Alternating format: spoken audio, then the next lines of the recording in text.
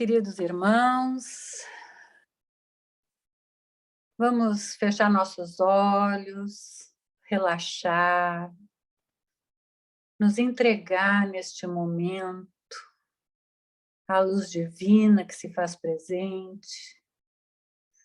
Vamos respirar suave, amorosamente, permitindo que esta luz penetre, nos envolva, nos tranquilize e nos ajude a compreender estes ensinamentos tão importantes da noite de hoje. Vamos nos ligando à Casa Lucas de Assis, nos envolvendo pela energia franciscana, nos envolvendo com a energia amorosa e acolhedora da tia Ziza.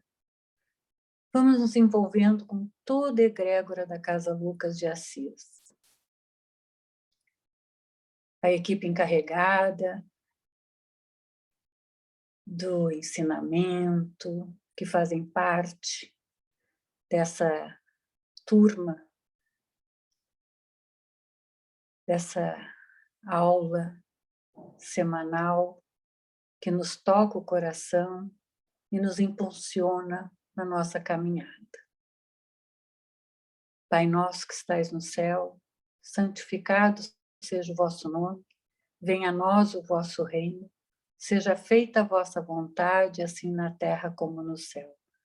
O pão nosso de cada dia nos dai hoje, perdoai as nossas ofensas, assim como nós perdoamos a quem nos tem ofendido. E não nos deixeis cair em tentação, mas livrai-nos de todo o mal, ó Pai Todo-Poderoso. Que assim seja. Então vamos lá, pessoal. Capítulo 8 do livro Paulo e Estevão, a morte de Estevão. Apesar das atividades intensas, o moço de Tarso não deixara de comparecer pontualmente em casa de Zacarias, onde no coração de Abigail encontrava o necessário repouso. Se as lutas em Jerusalém consumiam-lhe as forças, perto da mulher amada parecia recobrá-las, no doce encantamento com que esperava a realização das mais caras esperanças. Tinha a impressão de que o mundo era um campo de batalha, no qual lhe cabia combater pela lei de Deus. Todavia, como o Eterno era justo e generoso, concedera-lhe, na dedicação da sua eleita, um pouso de consolação. Abigail era o seu mundo sentimental. As lutas de cada dia, as providências rigorosas que lhe impunha o cargo, a rigidez com que deveria tratar as questões confiadas a seu foro, eram transvasadas no coração da noiva, cheio de amor, de piedade e justiça. Ela acolhia-lhe as ideias com atenção afetuosa, parecia temperá-las na ternura da alma fraterna, restituindo-as ao noivo amado em forma de sugestões carinhosas e justas. Saulo habituara-se a esse precioso intercâmbio de cada dia. Quando lhe faltavam ao coração os brandos consolos da estrada de Jope, sentia-se perturbado pelos próprios sentimentos enérgicos e impulsivos. Abigail corrigia-lhe o espírito, aparava as arestas do seu caráter violento e rude, cooperava para que se atenuasse o rigor das decisões autoritárias. Horas a fio, o jovem tarcense embevecia-se ao ouvi-la, como seus sentimentos de bondade fossem alimento suave para sua alma, que os raciocínios rígidos do mundo costumavam rescaldar.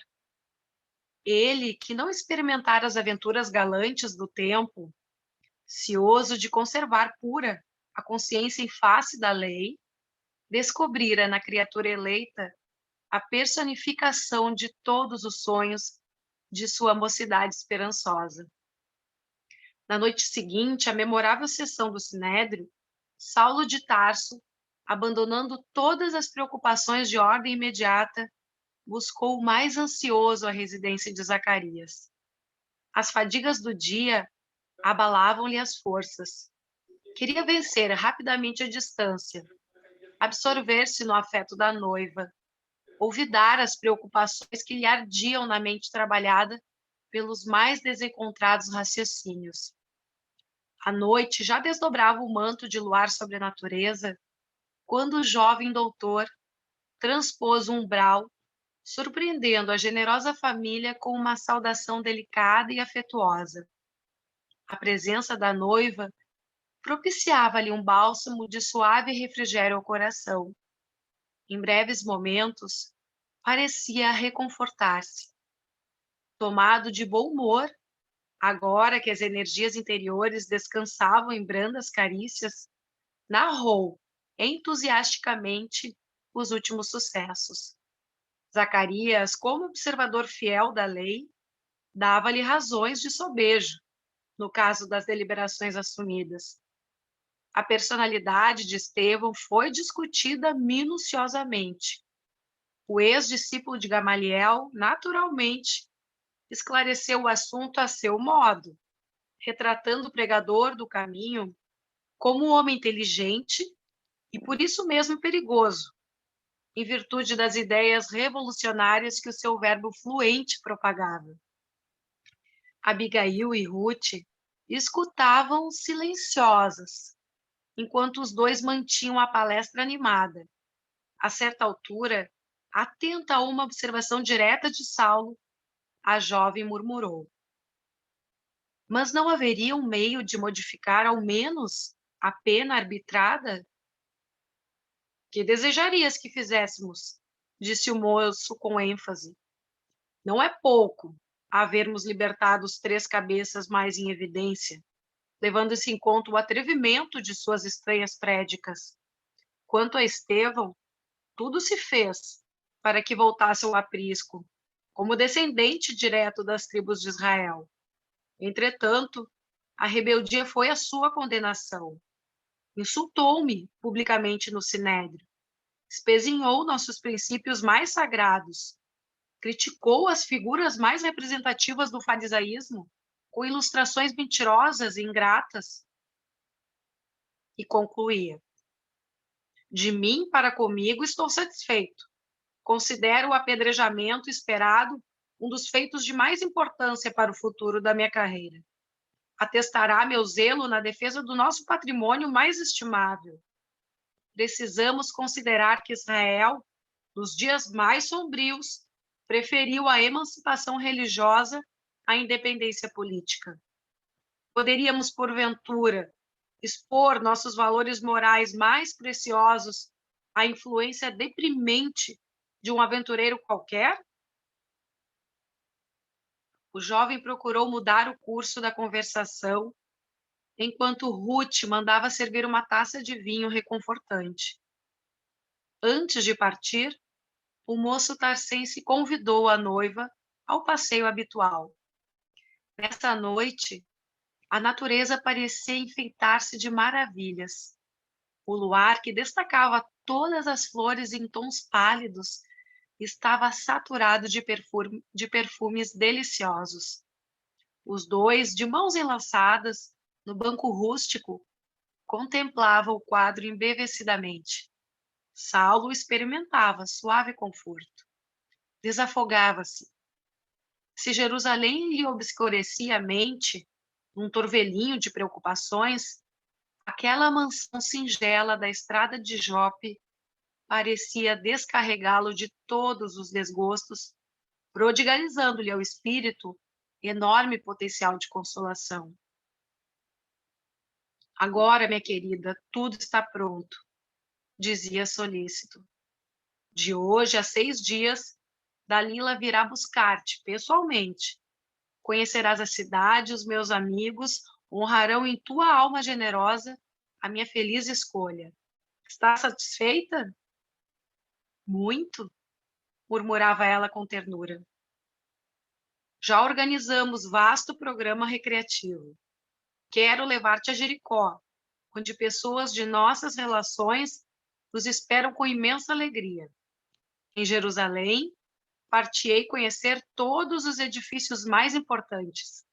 Ficarás deslumbrada com o templo e com os tesouros ali encerrados pela dedicação religiosa de nossa raça. Verás a Torre dos Romanos. Meus conterrâneos que frequentam a sinagoga dos Cilícios querem oferecer-te valioso mimo. Abigail extasiava-se ouvindo-o discorrer. Aquele moço impulsivo e rude, a olhos estranhos, mas afetuoso e sensível na intimidade, era justamente o seu ideal, o homem esperado pela sua alma carinhosa. Ninguém poderá oferecer-me um presente mais precioso que o enviado por Deus à minha existência com teu coração leal e generoso, murmurou a jovem num franco sorriso. Ganhei muito mais, tornava o doutor de Tarso, recebendo a joia rara do teu afeto, que enriquecerá toda a minha vida. Às vezes, Abigail, continuava com o entusiasmo próprio da juventude sonhadora, no meu idealismo de vitórias para Jerusalém, sobre as grandes cidades do mundo, penso chegar à velhice como um triunfador, cheio de tradições, de sabedoria e de glória. Desde que te encontrei, aumentou-se minha fé no destino. Consolidei minhas esperanças. Terei teu concurso na tarefa imensa que se desdobra aos meus olhos. Os romanos outorgam aos triunfadores uma coroa triunfal de louros e rosas. Se um dia Jerusalém me conceder a sua coroa triunfal, não a cingirei em minha fronte, para só deixá-la a teus pés, como tributo de amor eterno e único. Ainda hoje, prosseguiu Saulo confiante no futuro, Gamaliel notificou-me que vai afastar-se breve do sinédrio, para que eu lhe suceda no prestigioso cargo. Aí tens, querida, nossa primeira vitória de maiores proporções. Tão logo Dalila volte de Tarso, poderemos marcar o dia jubiloso das núpcias. Presumo que, em te tendo sempre ao meu lado, corrigirei meus impulsos. A tarefa ser-me-á mais leve, a existência mais fácil e mais ditosa. O lar é uma bênção, e nós teremos esse lar. Nunca me senti tão venturosa, exclamou a jovem com lágrimas de alegria. Ele acariciou-lhe as mãos e, como desejava que ela compartilhasse dos seus sentimentos mais íntimos, acrescentou: chegarás conosco à cidade, justamente na véspera da morte do pregador revolucionário. O ato, como de justiça, obedecerá ao cerimonial estabelecido pelos nossos costumes, e eu pretendo que assistas a ele em minha companhia. Mas por quê? Perguntou ela, estremecendo ligeiramente. Porque lá encontraremos nossos amigos mais eminentes e desejo valer-me da oportunidade para apresentar-te, indiretamente, a todos eles. Não haveria um meio de me poupares a esse espetáculo? Insistiu timidamente. A morte de meu pai no suplício, diante da soldadesca brutal, jamais me saiu da mente. Saulo não dissimulou a contrariedade e respondeu: porventura não estarás compreendendo? O caso de Estevão é muito diferente. Trata-se de um homem sem significação para nós outros, que se arvorou em reformador sedioso e insolente. Sua personalidade representa de fato a continuidade do desrespeito e do insulto à lei de Moisés, iniciados em movimento de vastas proporções por um carpinteiro alucinado de Nazaré. Achas, então, que se não deve punir o ladrão que assalta uma residência? Não merecerão castigo os que blasfemam no santuário do Eterno? A jovem, compreendendo que desagradaria ao noivo se lhe demonstrasse divergência de opinião, acrescentou: vejo que tens muita razão. Não devo discutir os teus conceitos. sábios e justos. Aliás, tenho mesmo a intenção de conquistar a amizade dos teus amigos do Sinédrio, pois não perco a esperança de sua proteção para o caso de Gesiel, logo que se ofereça uma oportunidade para novas pesquisas na Acaia. Mas ouve, Saulo, se permitires, irei quando a cerimônia estiver a findar. Está dito? Notando a boa vontade conciliatória, o moço tarcense abriu o semblante num belo sorriso de satisfação. Sim, ficamos de acordo. Espero, porém, que assistas a tudo com serenidade, segura de que eu só poderia tomar encargos justos e decisões estimáveis no cumprimento do dever. É lamentável que o prisioneiro se haja mostrado recalcitrante, a ponto de me compelir a providências extremas. No entanto, podes crer que tudo fiz por evitar o derradeiro recurso. Empreguei todos os processos conciliatórios para dissuadi-lo de tão perigosas ilusões, mas sua conduta foi de tal modo irritante que toda a transigência se tornou praticamente impossível. Trocaram-se ainda por longo tempo impressões afetuosas que a noite amiga guardava solicitamente, sob o manto luminoso das estrelas. Eram juras caridosas de um amor imortal, ante a bênção de Deus, tomada como objeto mais alto de seus santificados pensamentos, projetos e esperanças de futuro. Era tarde quando Saulo se despediu, regressando a Jerusalém de alma feliz. Daí a dias, Abigail, em companhia do noivo e da irmã, demandou a cidade, cujo perfil interessante apresentava novos quadros para os seus olhos. A casa de Dalila, na mesma noite de sua chegada, encheu-se de amigos que iam levar a escolhida de Saulo à homenagem da sua admiração. E a jovem de Corinto a todos seduzia por seus dotes naturais, aliados à sólida e bem cuidada formação de espírito. Sua palavra, cheia de ternura, parecia distanciar-se profundamente das futilidades que caracterizavam a mocidade da época. Sabia aplicar os mais delicados conceitos no trato de todos os assuntos a que era convocada, tirando formosas ilações da lei e dos escritos sagrados, para definir a posição da mulher em face dos mais íntimos deveres na vida familiar. O doutor de Tarso sentia-se orgulhoso ao notar a admiração geral em torno de sua personalidade vibrante e carinhosa. Abigail, sintetizando seu maior ideal, enchia-lhe o coração de maravilhosas promessas. A surpresa dos amigos, que o felicitavam com o olhar, punha-lhe na alma ardente um júbilo novo. O dia seguinte rompeu claro e lindo. Ao sol rútilo de Jerusalém, Saulo despediu-se da noiva amada por atender assim, ainda cedo, aos trabalhos do Sinédrio.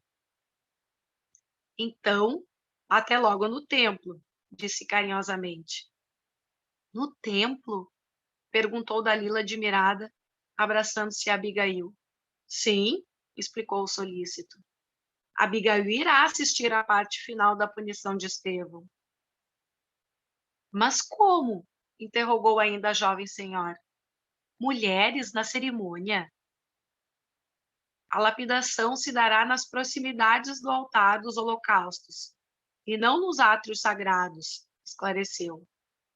A meu ver, não haverá impedimento de representações femininas, e ainda que isso constitua resolução de última hora, a critério dos sacerdotes, a medida não poderá atingir decisão pessoal de minha parte, e eu desejo que Abigail participe do meu primeiro triunfo na defesa dos nossos princípios soberanos.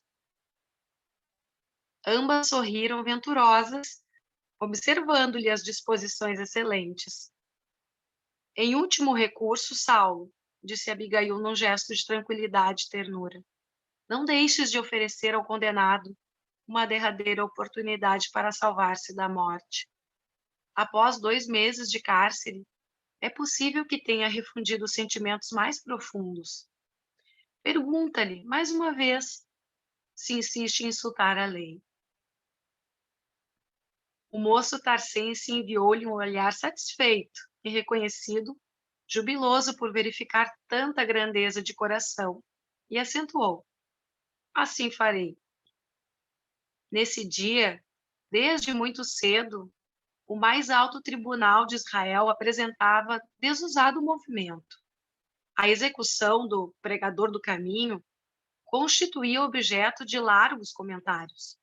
Sobretudo os fariseus faziam questão de todos os informes. Ninguém queria perder o angustioso espetáculo. A igreja modesta de Simão Pedro, entretanto, não ousou aproximar-se para qualquer indagação. Saulo, como perseguidor declarado e usando das prerrogativas da investidura legal, mandara anunciar que nenhum adepto do caminho poderia assistir à execução a efetivar-se num dos grandes pátios do santuário.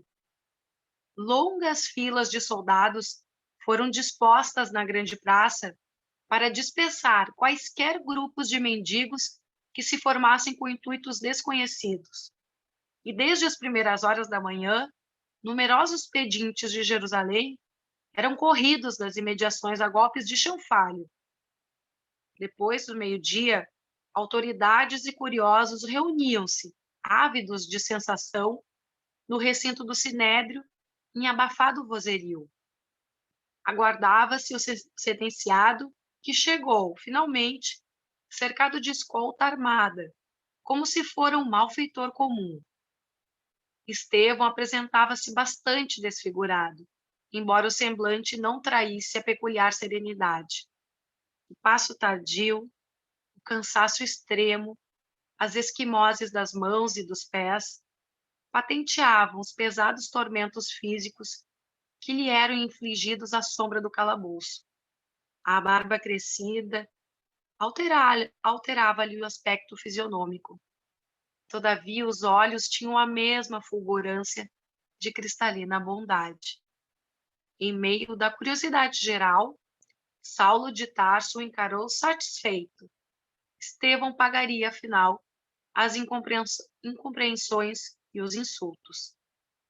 No instante aprazado, o doutor inflexível fez a leitura do libelo. Antes, porém, de pronunciar a sentença última, fiel ao que prometera, mandou que os soldados empurrassem o condenado até a sua tribuna.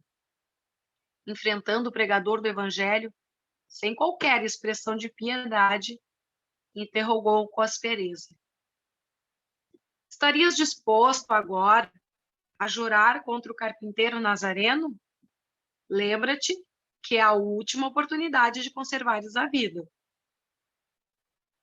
As palavras, pronunciadas mecanicamente, soaram de modo estranho aos ouvidos do moço de Corinto, que as recebeu, na alma sensível e generosa, como novos dardos de ironia.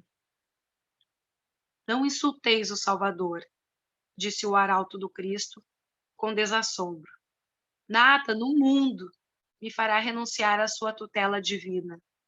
Morrer por Jesus significa uma glória, quando sabemos que ele se imolou na cruz pela humanidade inteira. Mas uma torrente de impropérios cortava-lhe a palavra. Basta! Apedrejemo-lo quanto antes! Morte ao imundo! Abaixo o feiticeiro, blasfemo, caluniador! A gritaria tomava proporções assustadoras. Alguns fariseus mais irritados, burlando os guardas, aproximaram-se de Estevão, tentando arrastá-lo sem compaixão. Entretanto, ao primeiro puxão na gola rota, um pedaço da túnica rafada ficava-lhes nas mãos. Foi necessária a intervenção da força armada para que o moço de Corinto não fosse estraçalhado ali mesmo pela multidão furiosa e delirante. Flávia, para um pouquinho. Oi. Oi. Tá. Vamos fazer um intervalo. Então, olha aqui, ó. Até então, aí, eu vejo só assim, coisas que aconteceram. Primeiro, lá, o relato que faz lá o Saulo para a família lá, onde ela foi absorvida como filha, né? Com Zacarias. a mulher dele, e a outra filha que eles tinham. Então, eles, na realidade, encaravam essa punição como se fosse simplesmente um assassino, um ladrão, um criminoso qualquer. E aí a forma que o Saulo coloca o apedrejamento, uma coisa que eu acho que talvez para os dias de hoje, claro que há exceções, se a gente fosse imaginar, até com um animal que a gente fosse fazer isso, apedrejar um animal já seria assim, né, um absurdo, levar até a morte. E naquela época, com a maior normalidade, dentro do templo, dentro do sinédrio, tá? Num local, então, ali é permitido. Então, ele diz assim, como vai apedrejar e na presença de mulheres? Não, vai ser colocado num canto. Ali é sagrado, aqui não é sagrado. E isso tudo com o Estevão e a irmã dele, cunhado do Saulo, que tanto ele amava, a Abigail, é que era a vítima. E vejam só quanta coisa aconteceu em paralelo a isso, né? Ele deu ainda a chance para que ela assistisse, e ela, não, eu quero, então, se é que é para ir mesmo, aquela coisa social, e para não contrariar, isso acontece muitas vezes na nossa vida, né? Coisas que as pessoas se submetem por uma imposição social, ou muitas vezes até de busca de status, ou manter um determinado status, que aí se subjuga algumas situações que às vezes até a gente está contrariado. Claro que menor gravidade que isso. Então, ela ainda admitiu, até por de assistir, mas na parte final. Se ela fosse na parte inicial, teria conseguido também a liberdade do Estevão, que ela ia perceber que não existia o Estevão, existia o Gesiel, que é o irmão dela, né? Então, na realidade, tudo que vai acontecer a partir de agora, que aí vem ela chega no momento final do apedrejamento, e que aí já praticamente se consumou esse assassinato público, e aí vejam também aquilo que a gente já falou em outros encontros aqui, a questão popular, né? O mesmo povo que clama por ufaniza assim, uma determinada liderança, uma determinada situação que ele vivencia, provavelmente no meio desses que estavam ali delirando com o apedrejamento público dele, pessoas que também se utilizaram da Igreja do Caminho, que foram atendidos lá, que seus familiares também foram beneficiados pelos milagres de Jesus e assim por diante. Alguns que se entregam depois com a maior facilidade de mudar de um dia para o outro, como mudam uma nuvem no céu. É impressionante. E isso aí é um fenômeno humano, né, popular, próprio da nossa imperfeição. E porque a importância dessa parte dessa grande obra que é o Paulo Estevão, que até então, nós estamos fazendo agora a transição, nós vamos ver todo o significado que vai ser a peregrinação, que vai ter o Paulo já de trás convertido mais adiante, e ele sempre com essa memória que ele vai manter desses instantes que ele teve de convivência aí com até a própria libertação, graças ao Gamaliel, não houve quase que o extermínio dos apóstolos de Jesus, né? Se ele não levasse ao apedrejamento público, os três, o Pedro, o João e o Tiago menor, né? O outro que se safou, eles teriam ido, todos iam sucumbir, todos eles. E, na realidade, graças também à intervenção, aquela coisa que a gente falou do mundo da luz e aquela inserção psíquica, que a gente abre a porta, Saulo abriu a porta psíquica para as trevas para que eles atuassem. É lógico que aí tudo que também já se estudou, se sabe que o mundo espiritual superior, muitas vezes você já sabe até qual vai ser a nossa decisão psíquica do nosso livre-arbítrio, né, que vai gerar determinada consequência através da lei de ação e reação, ou causa e efeito. Então, Flávia, acho que pode dar agora sequência, isso aí, vamos ver até onde vai conseguir ir até aí, o ideal seria até terminar, mas não vai dar, talvez, tem que ir até 104, que agora vai ser o apedrejamento dele e coisa, e aí, na parte final, vai aparecer a Abigail, que depois a gente vai entender qual é toda a situação. O Francisco. Oi. Uma analogia com os tempos modernos, né, com a nossa situação atual, ela não modificou muito, assim, né? Muitas vezes o povo, ele segue de uma forma, assim, muitas vezes até irracional, né? Lógico, então, assim, nessa mesma linha, não mudou muito, né? Lógico, existem leis, existem mais leis, a sociedade está mais organizada, mas muitas vezes a própria população, né, em alguns protestos, perde a razão, bota fogo, queima, se mata ou mata o próximo sem... Isso é bem próprio, mas é o que a gente tem que colocar dessa fase aí que está relatado no livro para os dias de hoje, que hoje já a maioria das pessoas, a maioria dos encarnados, a maioria entre nós, a gente já tem um discernimento maior de colocar na balança o que é certo e o que é errado. Hoje a gente tem muito melhor essa concepção, coisa que naquela época boa parte das pessoas não tinham essa compreensão, como eu fiz o comparativo no início. Hoje até é possível, num ato extremo, alguém apedrejar um animal, né, que já é uma barbaridade para muitos de nós. Mas naquela época, não era animal, era ser humano, e ainda gerava um prazer, tá? Um prazer como tinha lá, que a gente viu na época de Cristo, lá que iam jogar das férias e tudo, eram as festas populares, que trazem o prazer. Mas é claro que a tua colocação é essa, assim, o mesmo que vai estar lá aclamando e, né, e dizendo que que bom isso, bom aquilo, daqui a um pouquinho vira como vira.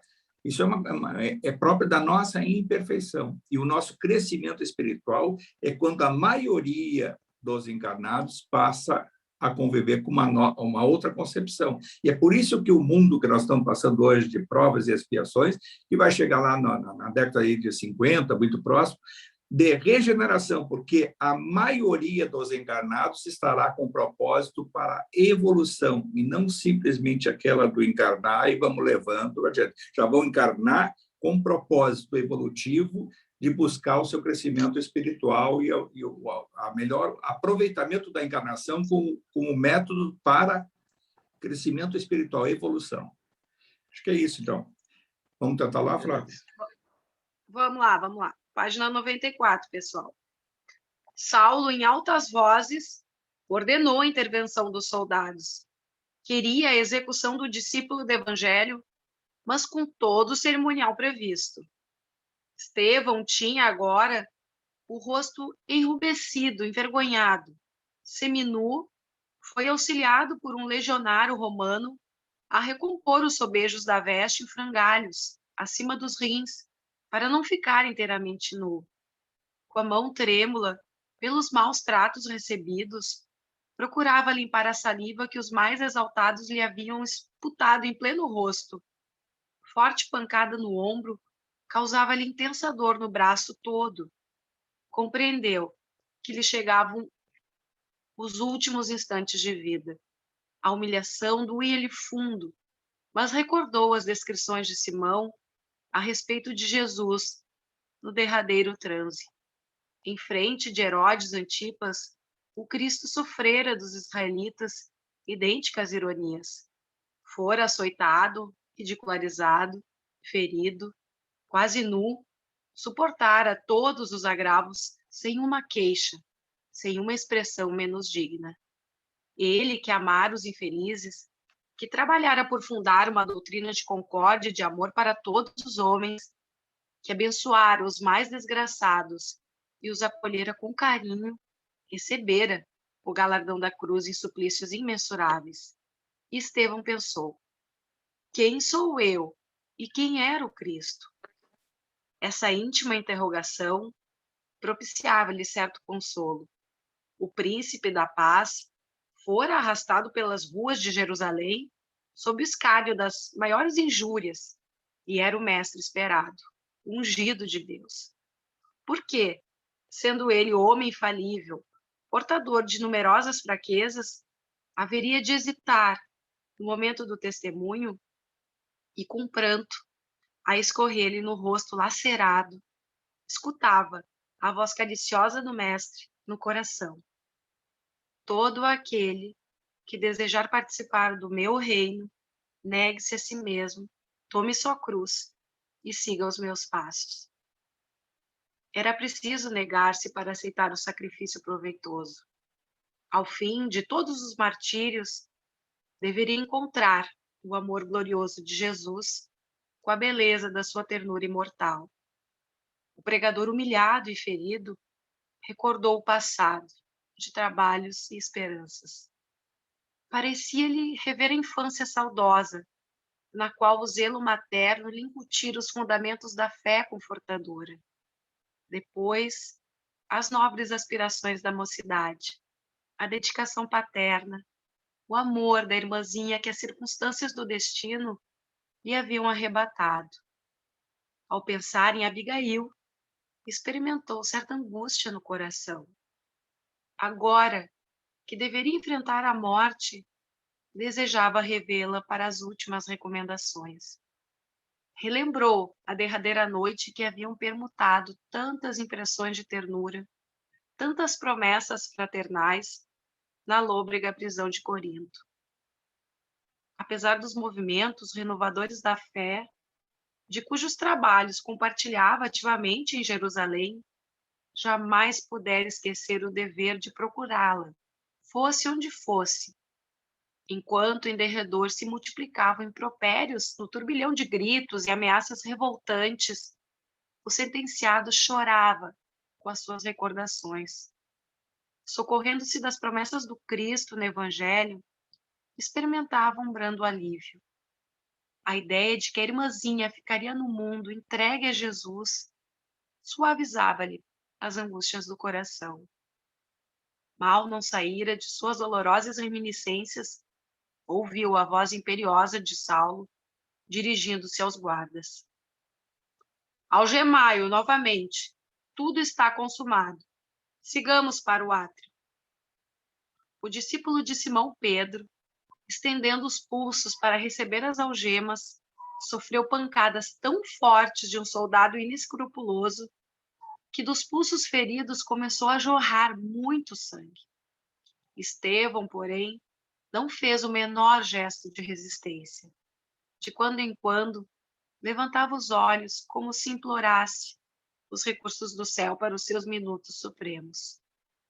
Não obstante os apulpos e as chagas que o dilaceravam, experimentava uma paz espiritual desconhecida.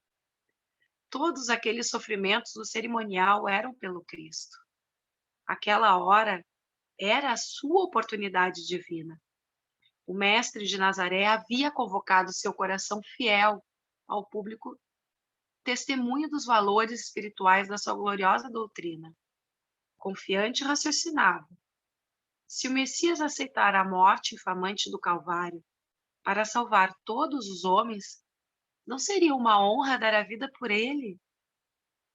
Seu coração, sempre ávido de dar testemunho ao Senhor, desde que ele conhecera o evangelho de redenção, não deveria rejubilar-se com o ensejo de oferecer-lhe a própria vida?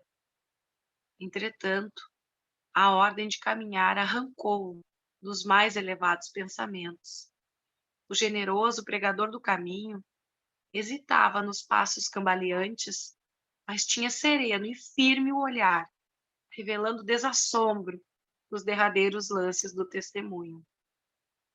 Naquelas primeiras horas da tarde, o sol de Jerusalém era um braseiro ardente. Não obstante o calor insuportável, a massa deslocou-se com profundo interesse. Tratava-se do primeiro processo concernente às atividades do caminho, após a morte do seu fundador. Destacando-se de todas as correntes judaicas ali presentes, em penhor de prestígio à lei de Moisés, os fariseus faziam grande alarde do feito. Ladeando o condenado, faziam questão de atirar em rosto as mais pesadas injúrias. Ele, porém, embora evidenciasse uma profunda tristeza, caminhava seminu, sereno, imperturbável. A sala de reuniões do Sinédrio não distava muito do átrio do templo, onde se realizaria a macabra cerimônia. Apenas alguns metros e a caminhada terminava, justamente no local onde se erguia o enorme altar dos holocaustos. Tudo estava preparado a caráter, como Saulo deixara perceber em seus propósitos. Ao fundo do pátio espaçoso, Estevão foi atado a um tronco, para que o apedrejamento se efetuasse na hora precisa. Os executores seriam os representantes das diversas sinagogas da cidade, de vez que era função honrosa, atribuída a quantos estivessem em condições de operar na defesa de Moisés e de seus princípios. Cada sinagoga indicara o seu delegado, e ao iniciar a cerimônia, Como chefe do movimento, Saulo recebia um por um, junto da vítima, guardando nas mãos, de acordo com a pragmática, os mantos brilhantes, enfeitados de púrpura. Mais uma ordem do moço tarcense, e a execução começou entre gargalhadas. Cada verdugo mirava friamente o ponto preferido, esforçando-se para tirar maior partido. Risos gerais seguiam-se a cada golpe.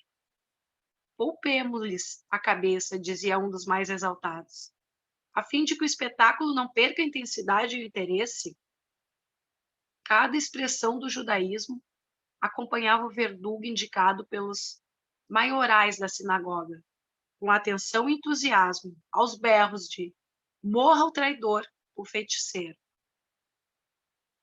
Fere no coração, em nome dos cilícios, exclamava alguém do meio da turba. Separa-lhe a perna, pelos idumeus, secundava outra voz impudente. Mais ou menos afastado da turba, seguindo de perto os movimentos do condenado, Saulo de Tarso apreciava a vibração popular, satisfeito e confortado. De qualquer maneira, a morte do pregador do Cristo representava o seu primeiro grande triunfo na conquista das atenções de Jerusalém e de suas prestigiosas corporações políticas.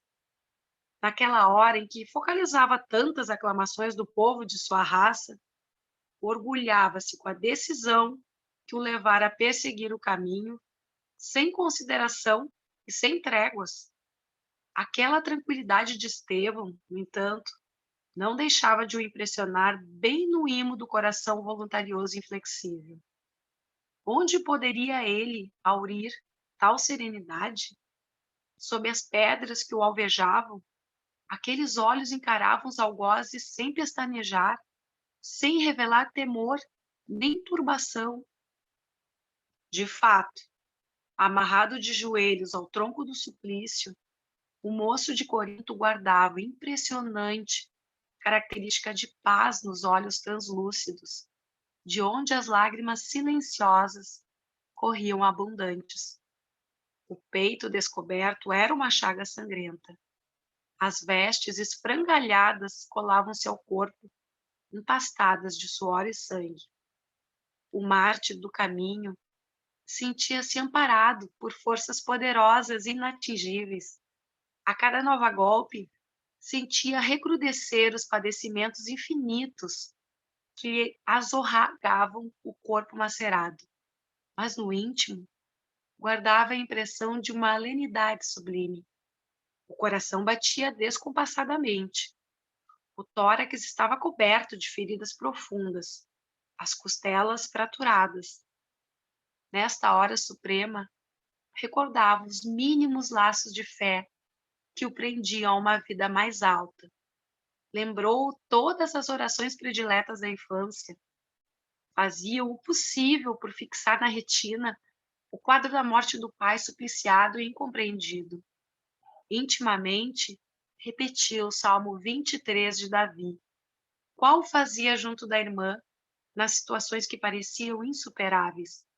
O Senhor é meu pastor, nada me faltará.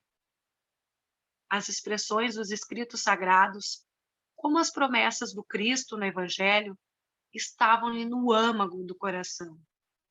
O corpo quebrantava-se no tormento, mas o espírito estava tranquilo e esperançoso. Agora tinha a impressão de que duas mãos cariciosas passavam de leve sobre as chagas doloridas, proporcionando-lhe uma branda sensação de alívio. Sem qualquer receio, percebeu que lhe havia chegado o suor da agonia. Dedicados amigos do plano espiritual rodeavam o mate nos seus minutos supremos. No auge das dores físicas, como se houvessem transposto infinitos abismos de percepção, o moço de Corinto notou que alguma coisa se lhe havia rasgado na alma ansiosa. Seus olhos pareciam mergulhar em quadros gloriosos de outra vida. A legião de emissários de Jesus que o cercava carinhosamente, figurou-se-lhe a corte celestial. No caminho de luz desdobrado à sua frente, reconheceu que alguém se aproximava abrindo-lhe os braços generosos. Pelas descrições que ouvira de Pedro, percebeu que contemplava o próprio Mestre em toda a resplendência de suas glórias divinas. Saulo observou que os olhos do condenado estavam estáticos e fulgurantes. Foi quando o herói cristão, movendo os lábios, exclamou em alta voz: Eis que vejo os céus abertos e o Cristo ressuscitado na grandeza de Deus.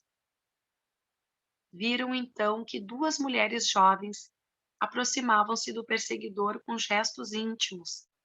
Dalila entregou Abigail ao irmão, despedindo-se logo para atender ao chamado de outra amiga.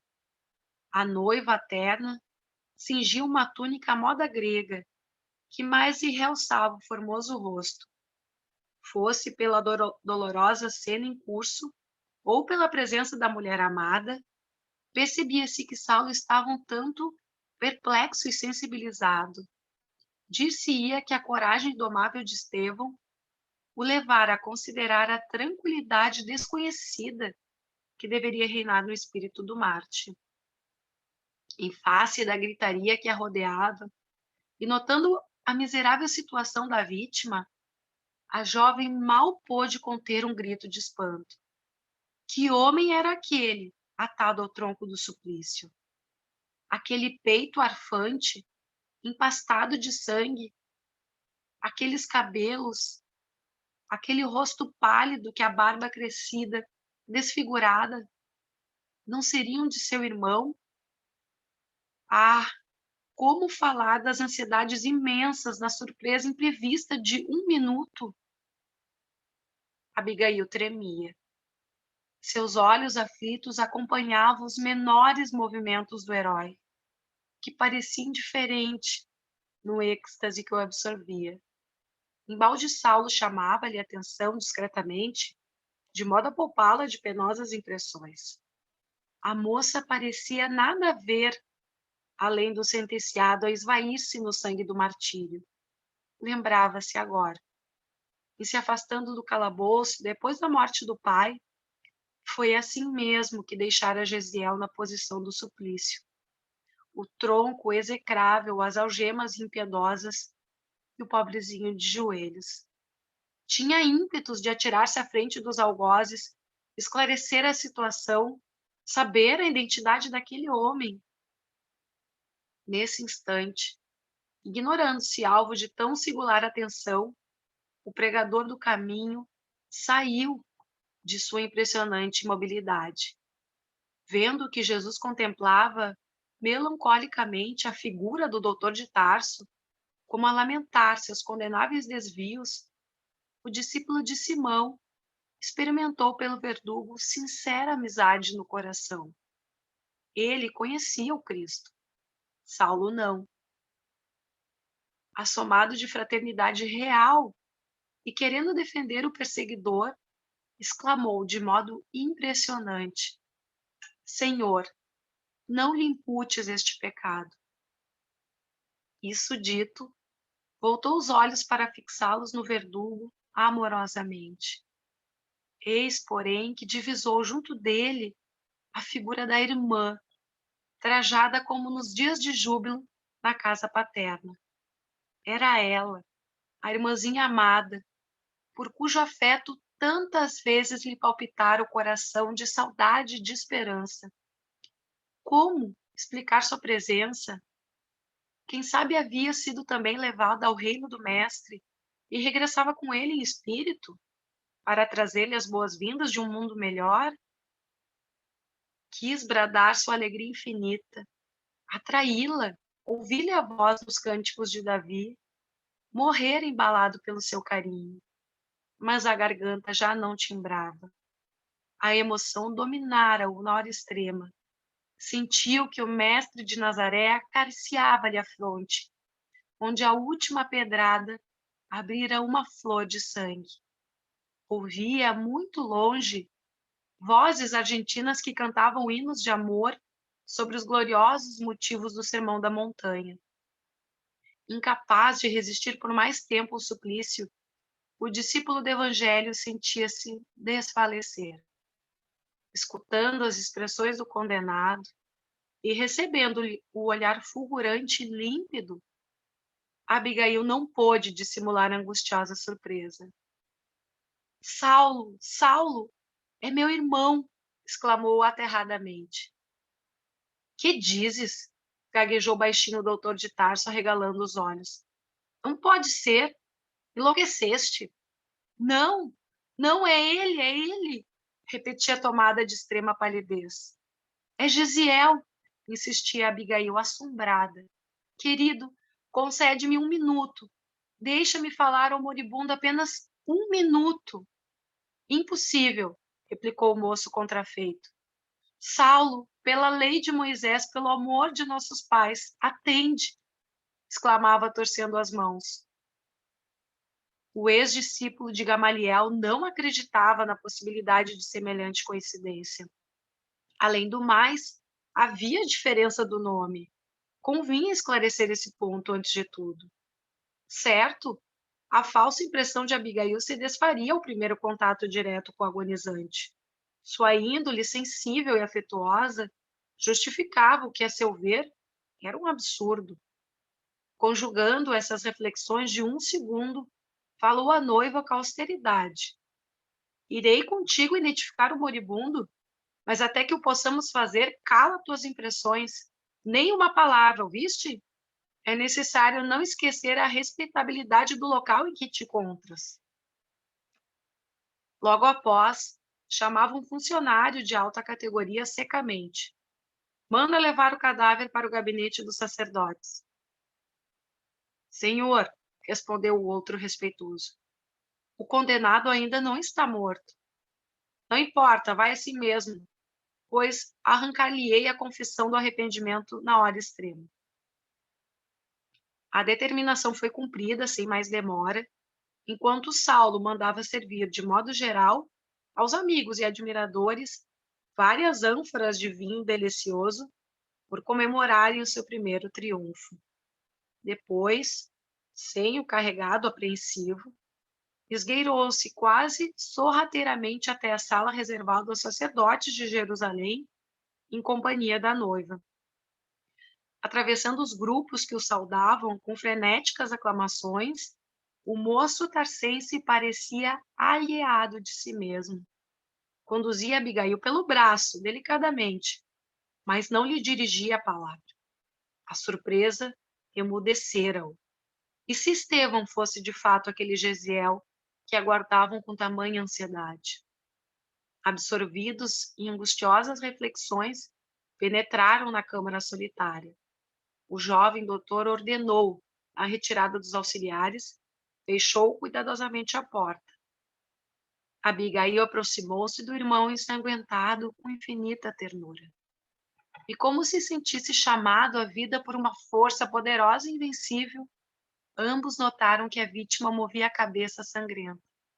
Evidenciando o penoso esforço da derradeira agonia, Estevão murmurou: Abigail!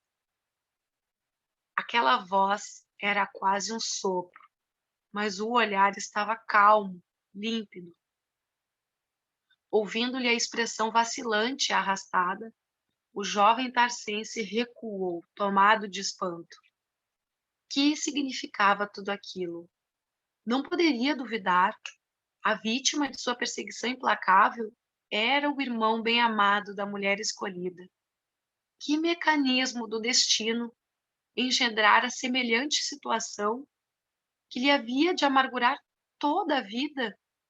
Onde estava Deus que não o inspirara no dédalo de circunstâncias que o levaram até aquele irremediável, cruel desfecho? Sentiu-se possuído de um pesar sem limites. Ele, que elegera Abigail o anjo tutelar da existência, seria obrigado a renunciar a esse amor para sempre. O orgulho de homem não lhe permitiria desposar a irmã do suposto inimigo, confessado e julgado reles criminoso. Aturdido, deixou-se ele ficar como se força incoercível o chumbasse ao solo, transformando-o em objeto de insuportáveis ironias. Gesiel! Exclamou Abigail, osculando e renegando de lágrimas a fronte do moribundo. Como te vejo eu? Parece que o suplício te durou desde o dia em que nos separamos. E soluçava. Estou bem, disse o discípulo de Jesus, fazendo o possível por mover a destra quebrada e deixando perceber o desejo de acariciar-lhe os cabelos, como nos dias da meninice da primeira juventude. Não chores, eu estou com Cristo. Quem é o Cristo? Murmurou a jovem. Por que te chamam Estevão? Como te modificaram assim? Jesus é o nosso Salvador, explicava o agonizante, no propósito de não perder os minutos que se escoavam céleres. E agora chamo-me Estevão, porque um romano generoso me libertou, mas pediu absoluto segredo. Perdoa-me. Foi por gratidão que obedeci ao conselho. Ninguém será reconhecido a Deus se não mostrar agradecimento aos homens. Vendo que a irmã prosseguia em soluços, continuou. Sei que vou morrer, mas a alma é imortal. Sinto deixar-te, quando mal torno a ver-te, mas hei de ajudar-te do lugar em que estiver. Ouve, Gesiel, exclamou a irmã num desabafo. Que te ensinou esse Jesus para te levar a um fim tão doloroso? Quem assim abandona um servo leal? Não será antes um senhor cruel? O moribundo pareceu admoestá-la com o olhar. Não penses dessa maneira, prosseguiu com dificuldade. Jesus é justo e misericordioso. Prometeu estar conosco até a consumação dos séculos. Mais tarde, compreenderás, a mim, ensinou-me a amar os próprios verdugos. Ela abraçava-o carinhosa, desfeita em lágrimas abundantes. Depois de uma pausa em que a vítima se revelava nos derradeiros instantes da vida material, viu-se que Estevão se agitava, em esforços supremos. Com quem te deixarei? Este é meu noivo, esclareceu a jovem apontando o moço de Tarso, que parecia petrificado. O moribundo contemplou-o sem ódio e acentuou. Cristo os abençoe. Não tenho no teu noivo um inimigo, tenho um irmão. Saulo deve ser bom e generoso. Defendeu Moisés até o fim. Quando conhecer a Jesus, servi-lo-á com o mesmo fervor. Sê para ele a companheira amorosa e fiel. Mas a voz do pregador do caminho estava agora rouca e quase imperceptível. Nas vascas da morte, contemplava Abigail fraternalmente enternecido. Ouvindo-lhe as últimas frases, o doutor de Tarso fizera-se lívido. Queria ser odiado, maldito.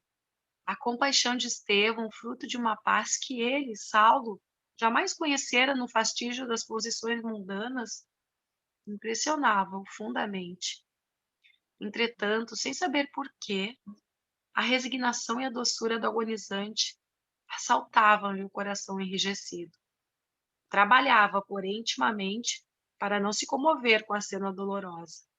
Não se dobraria por uma questão de sentimentalismo. Abominaria aquele Cristo, que parecia requisitá-lo em toda parte, a ponto de colocar-se entre ele e a mulher adorada. O cérebro atormentado do futuro rabino suportava a pressão de 1000 fogos, desprezar o orgulho de família e eleger Abigail para companheira de lutas, embora ele não conhecesse os ascendentes familiares. Amava-o pelos laços da alma. Descobrira no seu delicado coração feminino tudo quanto havia sonhado nas cogitações de ordem temporal. Ela sintetizava suas esperanças de moço. Era o penhor do seu destino. Representava a resposta de Deus aos apelos da sua juventude idealista. Agora, abrira-se entre ambos um abismo profundo. Irmã de Estevão, ninguém ousara afrontar-lhe autoridade na vida, a não ser aquele ardoroso pregador do caminho, cujas ideias jamais se poderiam casar com as suas. Detestava aquele rapaz apaixonado pelo ideal exótico de um carpinteiro e tinha culminado nos propósitos de vingança. Se desposasse Abigail, jamais seriam felizes. Ele seria o verdugo, ela a vítima. Além disso, sua família, aferrada ao rigorismo das velhas tradições, não poderia tolerar a união, depois de conhecidas as circunstâncias. Levou as mãos ao peito, dominado por angustioso desalento. Acho que tem que parar aí, né, Francisco? São 8h. Pode ser. Vamos parar. Bom, a gente não vai nem desenvolver mais aí, vamos tentar terminar na próxima e dar seguimento depois da transformação dela em cristã, né? Mas aí veja assim, o choque que ele passa, até felizmente passou por esse choque, né? Nesse momento que ele conseguiu ainda manter, claro que foi, acho que provavelmente o mundo espiritual deu para ele a força vital para ele manter mais alguns minutos para ter esse encontro com Abigail e que o próprio Saulo pudesse assistir esse evento todo que desencadeou ali antes dele desencarnar. Agora, vejam assim, que espiritualmente Abigail e o Gesiel, que é o Estevão, era o que a gente pode chamar, e que se existe isso nessa denominação de alma gêmea, né? Os dois se encontraram na figura de irmãos, mas espiritualmente tinham uma ligação espiritual muito profunda e sublime, os dois. Porque se tem, como já disse do Estevão, ele não teve outra encarnação que se tenha conhecimento. Abigail, sim, teve, até numa das obras aí do Emmanuel, né? Que foi lá no Ave Cristo, que ela foi aquela, não é o nome daquele personagem lá, a mais sublime do livro, é ela, não lembro o nome dela agora. Mas é só para a gente assim, ter isso, e agora vai compreender, passado agora mais 2 capítulos aí, da transformação. Ele ainda vai ter depois ele vai ter uma forma de querer buscar quem transformou a cabeça da Abigail, que aí agora ela passa a querer estudar esse Jesus, né, esse evangelho, os escritos de Levi, e quem dá para ela, que a gente vai saber depois lá no caminho de Damasco, né? E que tem aquela famosa, que é bem de transformação da figura dele em Paulo, porque ele vai perseguir o Ananias, que havia feito a cabeça da Abigail. Mas isso é cenas para os 2 próximos capítulos. Então, vamos agora, então, encerrar. Ô, Francisco, Oi. só uma coisa que me chamou a atenção. Em todo o caos que estava ali, quando ele ainda descobriu a história que o Estevão era o Gesiel, irmão da Abigail, ele estava mais preocupado com as aparências da história da união dele com a Abigail, né? Ele já estava pensando que não ia dar, que como que ele ia ficar com ela, porque não ia... Que loucura isso, né? Ele que aconteceu isso. Ele nunca teve aproximação e depois não teve, segundo o que consta, não teve nenhuma outra mulher, Paulo. Acreditamos que não, né? Sei lá. Mas que não casou, não casou. Mas o... Maria Ângela está aí? Tá, né? Maria Ângela, só uma observação. Eu falei semana passada sobre aquela questão das encarnações do Chico Xavier, e alguns até pediram para me entregar aquela coisa, se fizesse um registro. E eu até anotei, eu estou fazendo, eu vou digitar ali e eu vou passar depois. Eu não sei quem é que tem acesso ao grupo de estudo aí. Alguém é administrador? A Flávia tem, eu tenho. Tá, então eu vou passar para uma de vocês. Eu passo para ti, tá, Maria? Vou passar o texto para o pessoal só para registrar, porque senão eu tinha a caneta aqui, eu estou só digitando, eu vou digitar e te passo depois. Tá bom? Então, a levar nosso pensamento em gratidão ao alto, sempre renovando a nossa extremo agradecimento às entidades, ao mundo espiritual que sempre nos auxilia, nos intui, nos leva a perseverar nesse mundo da busca do conhecimento, do contato teórico, essas obras maravilhosas que, através da mediunidade do Chico Xavier, sempre chegaram até nós, como assim de outros irmãos que, em nome da luz, sempre nos passam os conhecimentos. Esse grande privilégio que cada um de nós tem, que outros até não tiveram, para buscar encurtar o nosso caminho em direção ao mundo da luz, de ser e procurar ser a cada dia uma pessoa melhor, um espírito mais elevado, compartilhando o conhecimento com todos aqueles que possam estar ao nosso dispor. Pai nosso que estais no céu, santificado seja o vosso nome. Venha a nós o vosso reino. Seja feita a vossa vontade, assim na terra como no céu. O pão nosso de cada dia que nos dai hoje, perdoai as nossas ofensas, assim como nós perdoamos a quem nos tem ofendido. E não os deixeis cair em tentações, mas livrai-me de todo o mal, Senhor, e que assim seja. Tá, pessoal? A Mariana, eu te passo depois, tu passa no grupo ali. Tá? Obrigado. Obrigada a todos. Tá, obrigado, Francisco. Tchau, obrigado, tchau. Eliane. Um abraço para vocês. Pessoal, Boa noite, agradeço. Tchau. Aqui pela Boa noite. leitura. Valeu. Obrigada. Tchau, Nicolas. Tchau. Tchau, Tchau. tchau, gente. Tchau. Boa noite. Fiquem com Deus.